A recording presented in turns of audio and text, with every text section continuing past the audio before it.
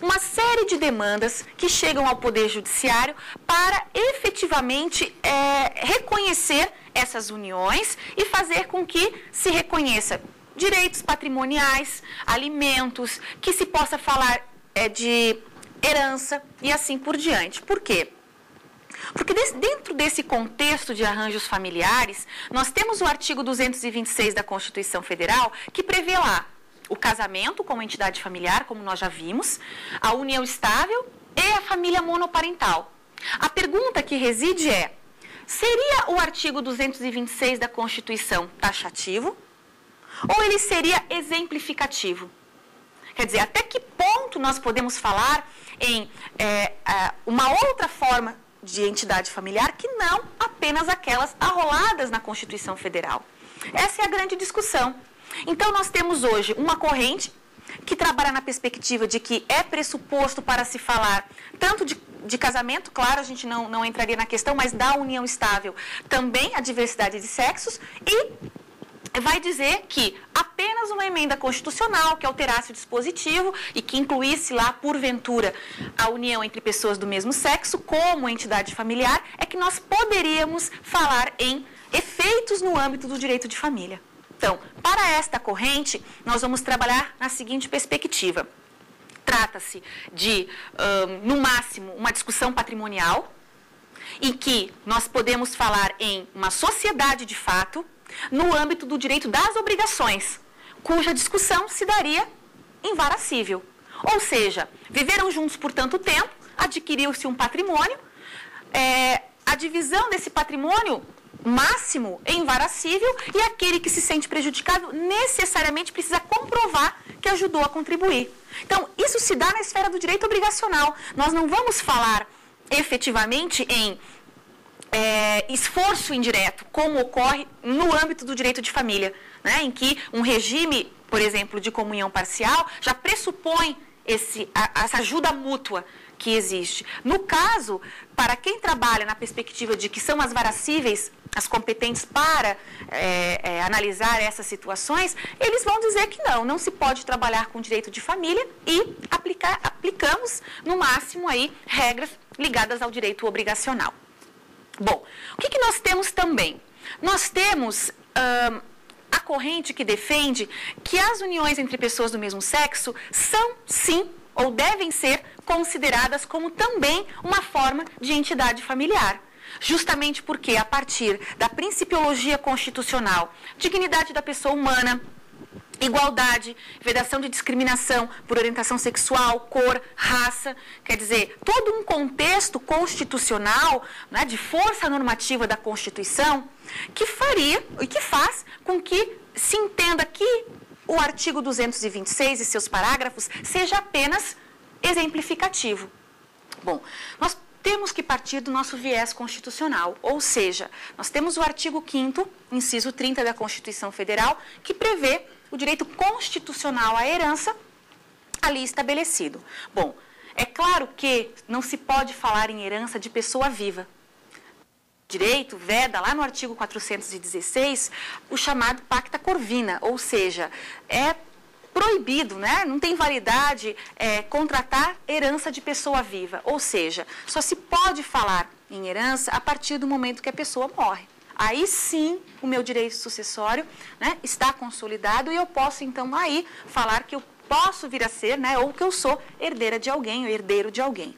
Bom, esse viés constitucional do artigo 5º, inciso 30, ele tem, então, infraconstitucionalmente, a matéria de direito das sucessões a partir do nosso artigo 1784, que prevê lá o princípio da sésine. O que é o princípio da sésine?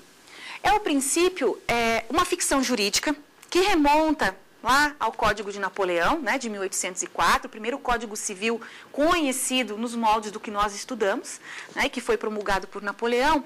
E essa é uma ficção jurídica de que, se a pessoa falece, ela transmite o seu patrimônio aos seus herdeiros. Então, na verdade, a posse, porque sésine em francês significa posse, nós estamos falando de que o de cujus transmitiu a posse do seu patrimônio para os seus herdeiros. Então, dentro dessa ficção jurídica é que nós vamos trabalhar, porque a titularidade, ela depois é passada no final do processo de inventário, quando saem os documentos e que eu levo efetivamente, por exemplo, no regime formal de partilha, passando a titularidade para quem de direito. Então, a posse, nós já temos no 1784, de que o de cujos transmite o seu patrimônio aos seus herdeiros legítimos e testamentários. Então, vejam só, nós podemos ter duas espécies de sucessão. Podemos ter a sucessão legítima e a sucessão testamentária. Bom, a sucessão legítima é aquela sucessão em que a pessoa falece sem deixar testamento, tem sido a regra, né? Na verdade, um dado curioso no nosso país é que Brasil, colônia de Portugal, né? Até a entrada em vigor do Código de 16, que entrou em vigor em 17, a regra era se realizar testamento, tal qual acontece nos países europeus, né? Mas a partir do momento em que entrou em vigor o Código de 16, a regra passou a ser a sucessão legítima, ou seja, as pessoas falecem, não deixam testamento, então o legislador pressupõe a lei, né, que você concorda com aquela ordem estabelecida na legislação, que tem a ver com uma ordem de afetividade, ou seja, o legislador, dentro da ordem estabelecida de vocação hereditária, ele levou em conta o quê? Bom, se a pessoa falece sem deixar testamento, ela concorda integralmente com o que está estabelecido e que na nossa legislação está previsto no artigo 1829 do Código Civil. Essa é a sucessão legítima. É então aonde nós vamos buscar quem é herdeiro de quem, em que medida e se eventualmente o cônjuge pode ou não também ser herdeiro, né? Além de meeiro, quer dizer, da metade do patrimônio que já é dele por direito de família, né? Se ele também ainda tem possibilidade de receber patrimônio por herança do seu cônjuge que faleceu. Bom, na sucessão testamentária, nós temos o quê? Nós temos a possibilidade de, por documento, instrumento público, realizar o testamento, né? Instrumento público, normalmente, é assim que se faz quando o testamento é público. É claro que o direito também admite testamento de forma particular.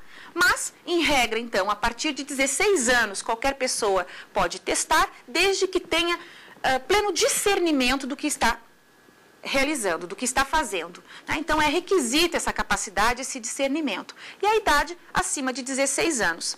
Ora, o que pode constar num testamento? Né? O que consta no testamento são cláusulas normalmente patrimoniais, mas também é possível que nós tenhamos cláusulas não patrimoniais no conteúdo desse testamento. Então, é possível que ali, por exemplo, se deixe consignado quem a pessoa deseja que seja o tutor de seu filho caso haja um falecimento.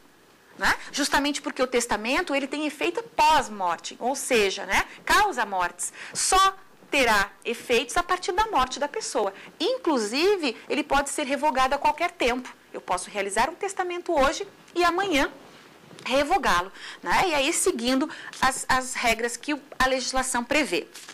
Bom, ainda dentro desse tópico, quando nós falamos em sucessão testamentária, nós podemos falar ainda, recapitulando o que já foi trabalhado na aula sobre parentalidade e filiação, todo o reconhecimento de filhos realizado em testamento é irrevogável.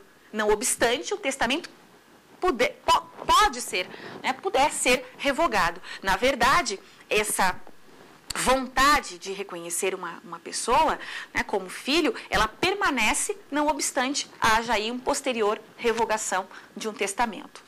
Bom, a regra, como eu disse a vocês inicialmente no nosso país, porque mais comum é que as pessoas não realizem testamento. A pessoa morre e tem todo o seu patrimônio, então, para ser partilhado entre os seus herdeiros.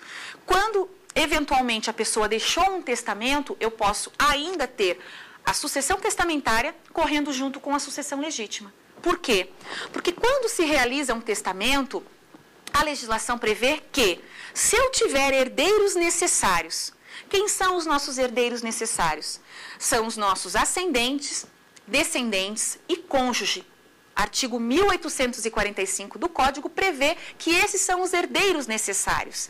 Então, na verdade, a limitação que eu sofro para realizar testamento. Então, se eu tenho herdeiros necessários, eu só posso testar 50% do patrimônio que eu possuo no momento da realização do testamento. É claro que um testamento, ele não vincula esses bens. Pode ser que no momento que a pessoa que testou faleça, esses bens não existam mais. Aí o testamento caducou, por exemplo. Né? E aí nós podemos cair para a sucessão legítima se tiverem bens que não foram, por exemplo, contemplados no testamento. Então, quando é que eu caio na sucessão legítima prevista no 1829? Primeiro, quando a pessoa falece sem deixar testamento, quando existem bens que estão fora do testamento e quando, eventualmente, né, o testamento caduca ou tenha sido anulado. Então, essas são as três possibilidades, por isso que no nosso país a regra ainda é, né, a sucessão legítima. Bom, dentro disso ainda, o que é que nós podemos trabalhar com relação à sucessão legítima? O legislador do Código Civil de 2002, ele estabeleceu também o chamado direito de concorrência. O que é esse direito de concorrência? É um direito novo no nosso país, que é alçar a categoria de também herdeiro necessário o cônjuge. Porque lá no Código de 16, como era feita a sucessão? Primeiro, descendentes. Segundo, ascendentes. Caso, né, não houvessem descendentes, nós partimos para a segunda classe, que seriam os ascendentes. Depois nós trataríamos, né, do próprio cônjuge, depois os colaterais e, por fim, o Estado. Essa era a linha. O que aconteceu agora?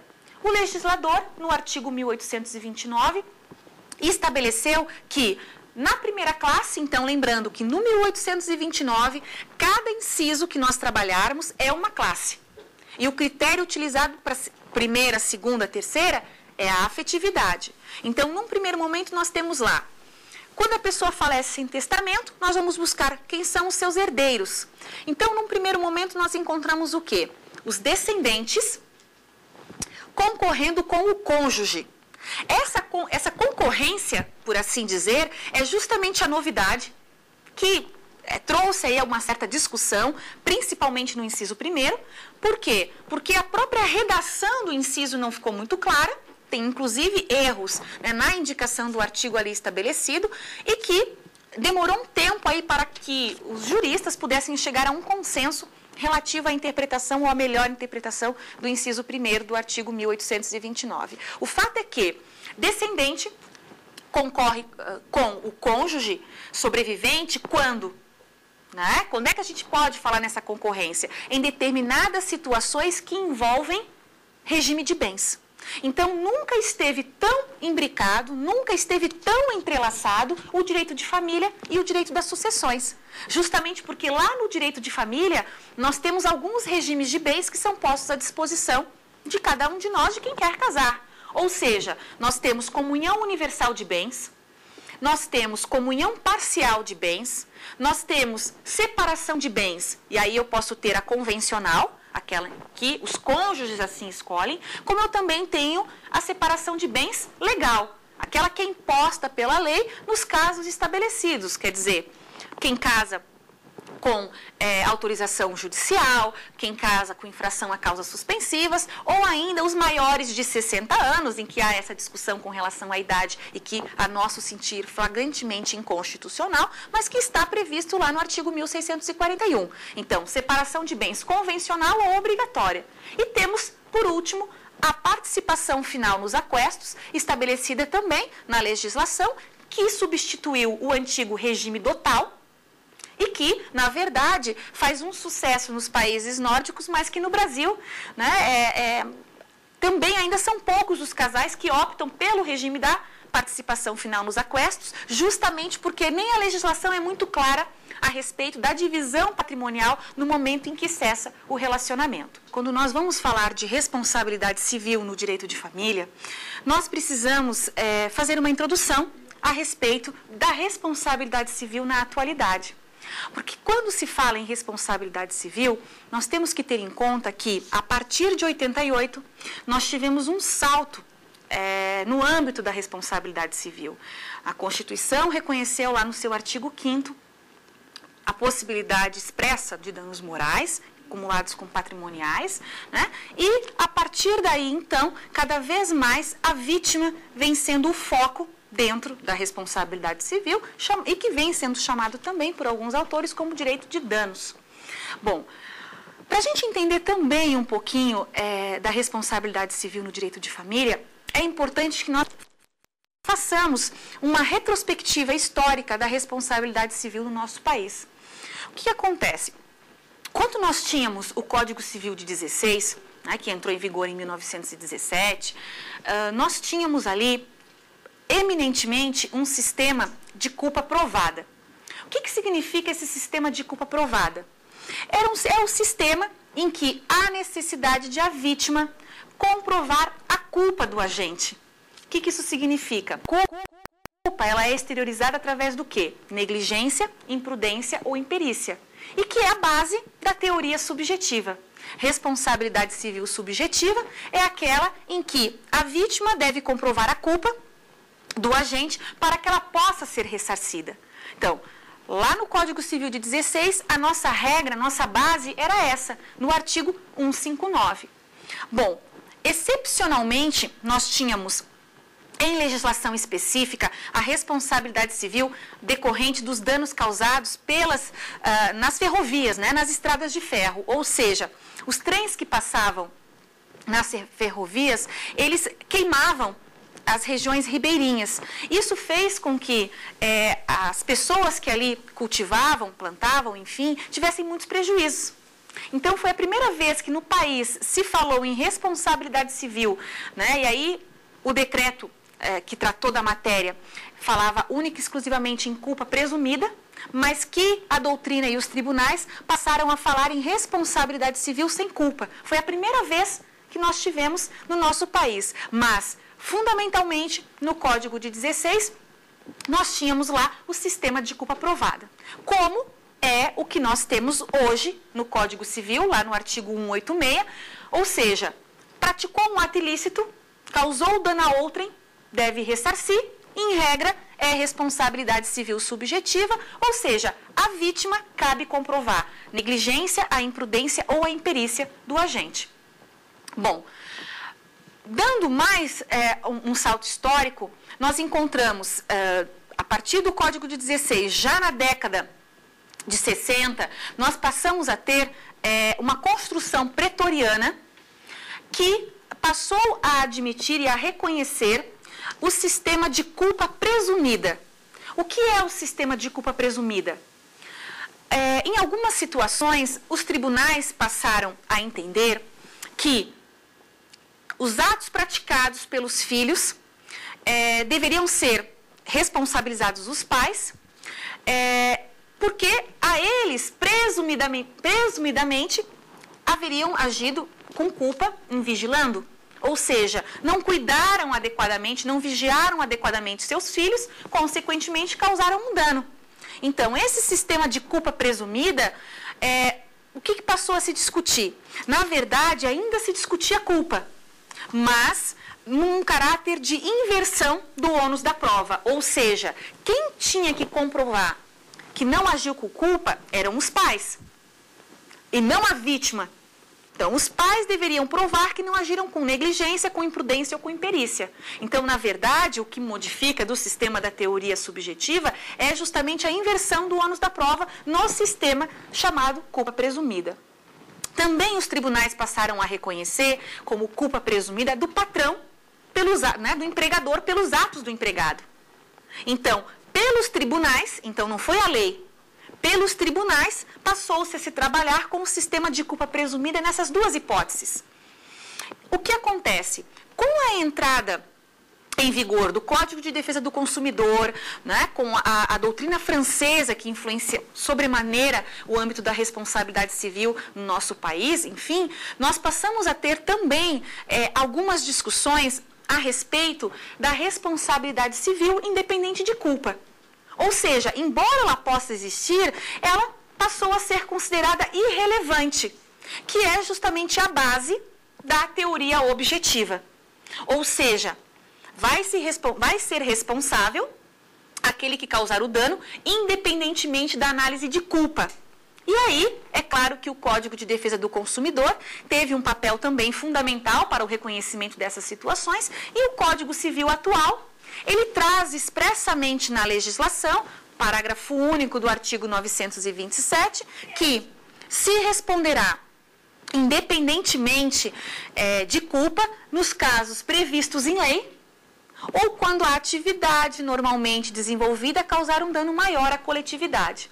Então, vejam só, fazendo um retrospecto do que nós falamos até agora, em nível de evolução histórica, nós temos lá um sistema de culpa provada, que era o que nós tínhamos eminentemente lá em 16, no Código anterior, e que é o que hoje nós continuamos a ter no Código de 2002, no artigo 186, todo aquele que causar dano a outrem, ainda que exclusivamente moral, deve ressarcir o dano. E podemos falar também aí, em linha vertical, num segundo momento, o sistema de culpa presumida, que atualmente resta prejudicado. Por quê? Porque o que era a culpa presumida vinha sendo tratado assim pelos tribunais, atualmente é tratado como responsabilidade objetiva.